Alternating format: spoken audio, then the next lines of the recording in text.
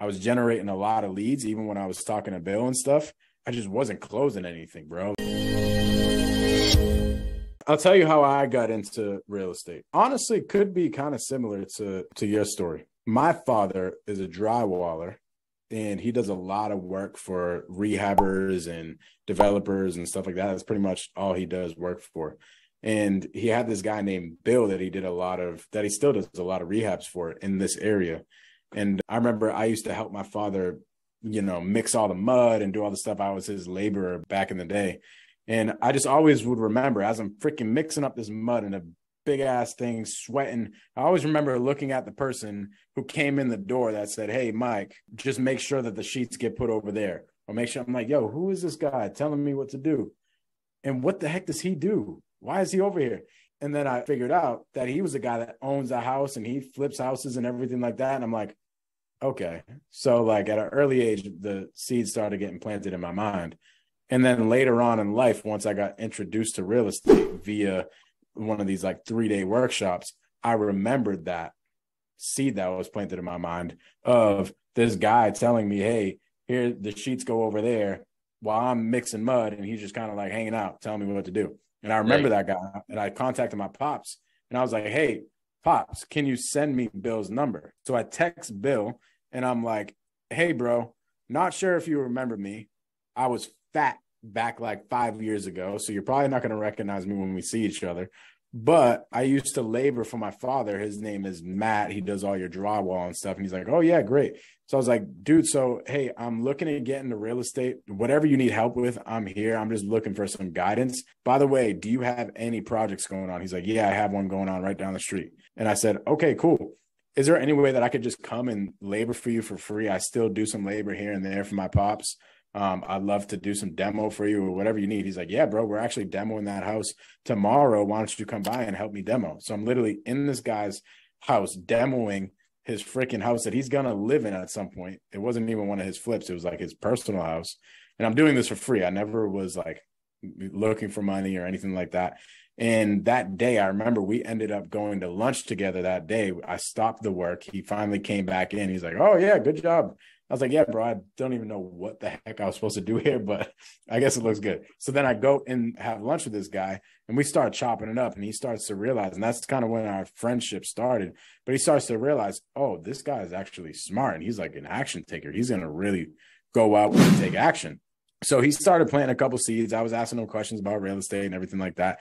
And then since that day, every single time that I went to go give Bill a call or a text, I would end up giving him some sort of problem to solve, meaning at the end of that problem, there was an opportunity that could potentially come from it, right? So what I mean by problem, it would be like, hey, Bill, I have this deal. Do you think that this is a deal? Or, hey, Bill, I talked to a seller and said this.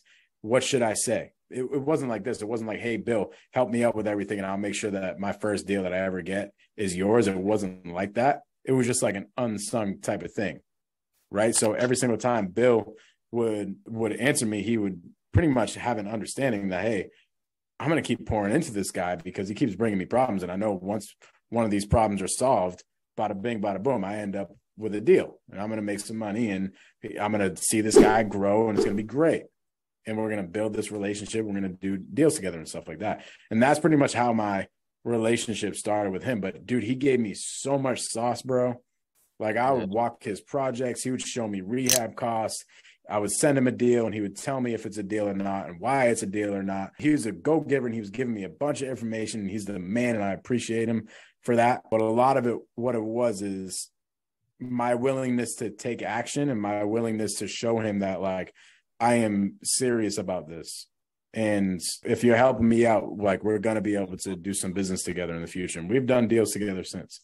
So actually my first deal I ever did, I wholesaled to him.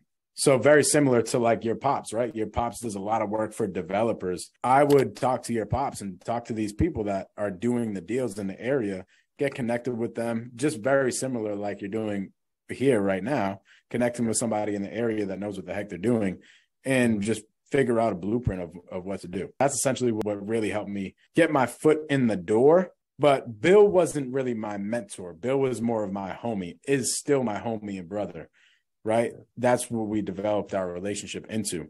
Now I have mentors like that I have paid, that literally their job is not to be my homie or brother or whatever the case is, but their job is to coach me and give me direction and a step-by-step process of, hey, here's your blueprint on how to do exactly what you want to do from A to Z. Here's literally what you have to do. I mean, I've had to like pay to get in those rooms. I had to pay for these courses that where I get modules and all this type of stuff. And that's where we're at now. So pretty much Bill was helping me out with a lot of things, and he got my foot in the door and he got me going, and he started pretty much helped me start my business. But I didn't gain any traction. I didn't even get a deal done for the first 7 months of my business, even though Bill was helping me out, which was great, but I didn't get anywhere. I didn't even get a deal done. My first deal that I got done with him, it wasn't until I hired a coach to show me the whole entire process on how to go about things. Because here's what was happening. I was generating a lot of leads, even when I was talking to Bill and stuff.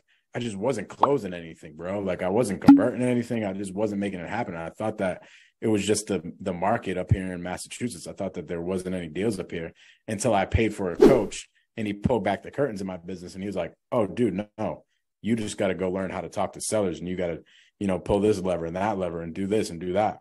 And then once I started doing that, all of a sudden I started converting and getting deals.